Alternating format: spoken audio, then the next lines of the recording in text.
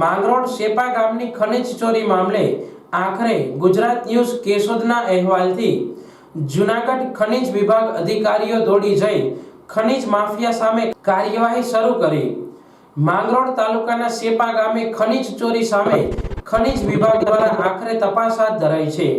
ખનીજ તંત્રએ મીડિયાના અહેવાલથી આળસ ખંખેરી ખનીજ માફિયા સામે કાર્યવાહી કરી ગ્રામજનો સાથે સ્થળ મુલાકાત લઈ રોજકામ કરી તળાવમાં થયેલ ખોદકામની સર્વોચ્ચ શાહ દ્વારા માપણી કરવામાં આવી હતી।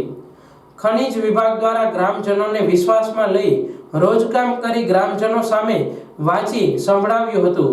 ખનીજ ચોરી કરનારને નોટિસ આપી અધિકારીઓ દ્વારા કાયદેસરની કાર્યવાહી કરવામાં આવશે તેવું જણાવ્યું હતું।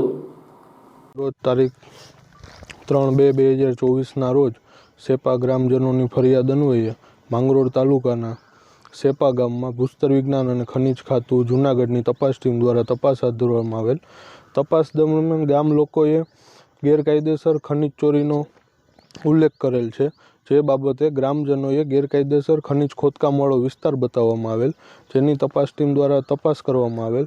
તપાસ દરમિયાન કોઈપણ પ્રકારનું ખનન વહન કે કોઈપણ પ્રકારના વાહન મશીનરી ચાલુ હાલતમાં જોવા મળેલ નથી। તપાસ દરમિયાન લાઇમસ્ટોન ખનીજના ખોદકામવાળો ખાડો જોવા મળેલ, જેની તપાસ ટીમના સર્વેયર દ્વારા માપણી કરવામાં આવેલ, તેમજ ગ્રામજનોને સદર ખોદકામ કોના દ્વારા કરવામાં આવેલ છે તે બાબતે પૂછતા તેઓ દ્વારા નામ લખાવેલ છે, જે બાબતે આગળની કાર્યવાહી નોટિસ આપી અને દંડકીય કાર્યવાહી કરવામાં આવશે।